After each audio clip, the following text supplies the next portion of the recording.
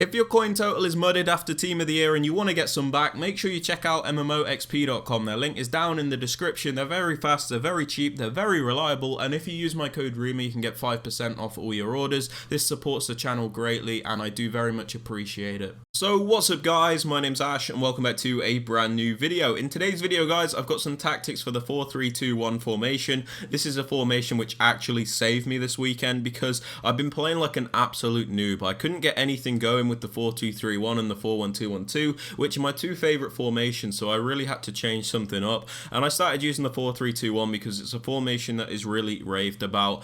So I wanted to give it a go because I was getting destroyed by it, and I found something which really did save my weekend and make me play 10 times better, especially in attack. So yeah, just before we get into today's video, I'd very much appreciate it if you could drop it a thumbs up, as that does really help the channel with the YouTube search algorithm. Also subscribe to the channel if you are new so you never miss out on any videos like this one, and don't forget to turn on notifications so you are notified when a video is posted. And with all that aside guys, let's get right into today's video. So starting off with the custom tactics guys, for the defensive style I like to use this on balance. This is because it gives you the most control when you are defending, so it allows you to press when you need to manually, and at the same time it allows you to drop off and be more conservative when you need to be. So it gives you the very much needed control that you need, especially against the higher end players, because if you use pressure tactics, they're very one-dimensional, and if somebody knows how to break them down, it can be very difficult for you to actually win games. So I do suggest getting used to balance. That being said, if you do feel more comfortable with pressure tactics, then go right ahead.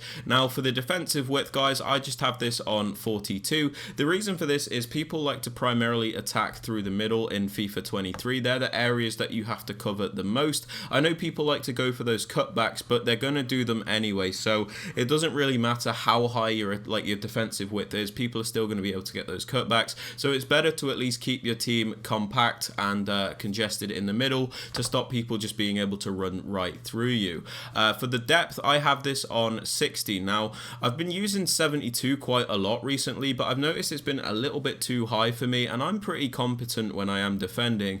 People have just been through balling way too much. They've been finding stupid passes and all sorts, so I've lowered the depth to about 60 to prevent that from happening. I've noticed I've been, conceding less goals through balls and people just running at me recently because of the lower depth, but at the same time it's still nice and high to the point where we can win the ball higher up the pitch. We're not just pinned back in our box all the time. So I have been really enjoying using my depth on 60. That being said, if you actually want to up this to like 72 because you feel good with that, that's absolutely fine. And similarly, if you want to lower it even more, you can go right ahead. Now for build-up play guys, I just have this on balanced. I feel like fast build-up is too quick for this formation, so I don't really suggest that. Having it on balanced allows your team to keep a better shape, and the passing options seem to be a bit more logical, if that makes sense. When you have it on fast build-up, sometimes they just go flying out of position, which isn't great on this formation, so I like to have this on balance. Now for chance creation, as always, I suggest direct passing. The reason for this is if you look at the diagram in the bottom right hand corner of the screen,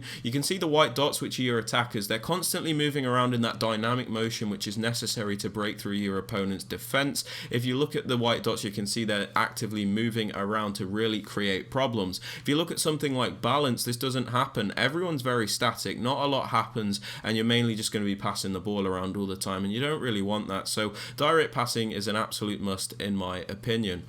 Now for the attacking width guys, I actually like to have this on about 46, 47. The reason we have this is because although it's a narrow formation, I don't like playing this formation super narrow. It actually works better when you have a bit of a higher width, but obviously not having it too high, because you almost have like 3 forwards in this formation, like 3 strikers with the striker and the 2 center forwards, and if you have the width too low, they're very bunched up together and it's actually difficult to get anything going. So I actually like having this width on 47, so they spread out just a little bit. They're not super wide, so it's not like a 4-3-3, but at the same time they just sit in better positions for me, and I find it a bit easier to attack by doing this.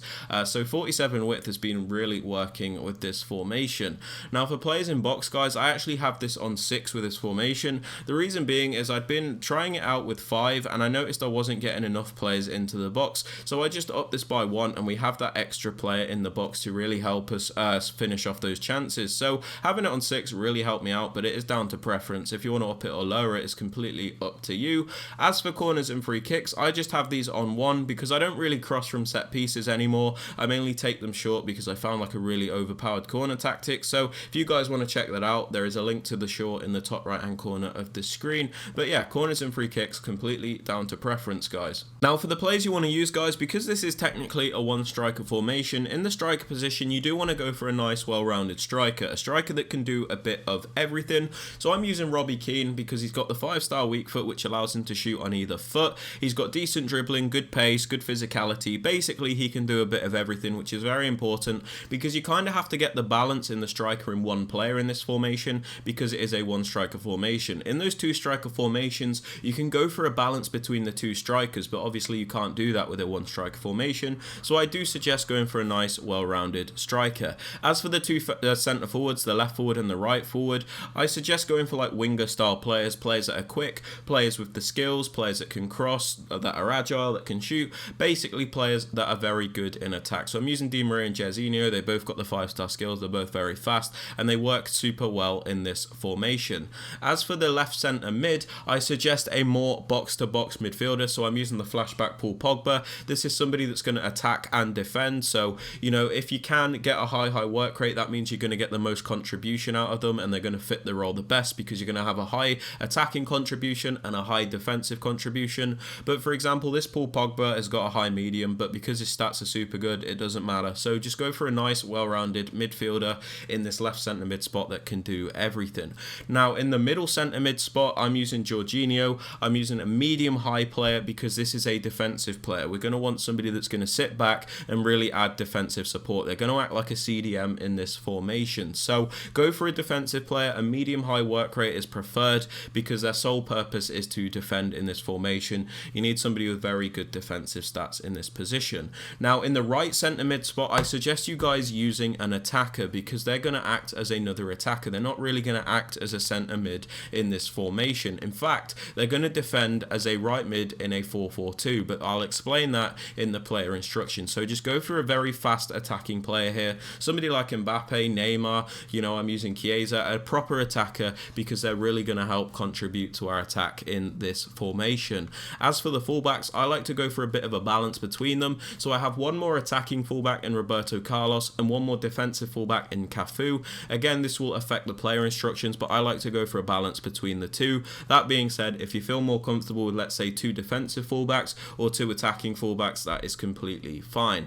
As for the centre backs and goalkeeper, these just need to be as good as you can possibly get them. And as for my goalkeeper Chesney, he still ended up in this team because I really do need chemistry. So for player instructions, guys, on the striker we have stay central and mixed attack. The reason for this is we don't need this player drifting off to the wings. We need him to stay central. We've already got players to cover those wider areas, so we need him to stay in the central areas so he's always there to finish off our chances. And we actually have him on mixed attack because we don't just want this player running in behind all the time because he gets a little bit too disconnected from the rest of the team. By having him on mixed attack, sometimes he'll almost sit like a cam, so we're playing like a 4-3-1-2, so Keane would be the cam and Di Maria and Jairzinho would be the 2 strikers, and then other times he will actually run in behind, so it does give us more variety in this formation and it does work really well. Sometimes when you have him on getting behind, he feels too disconnected from the rest of the team, so I do suggest mixed attack on this striker. Now for the right forward, I have stay central and get in behind. The reason for this is we don't want them drifting wide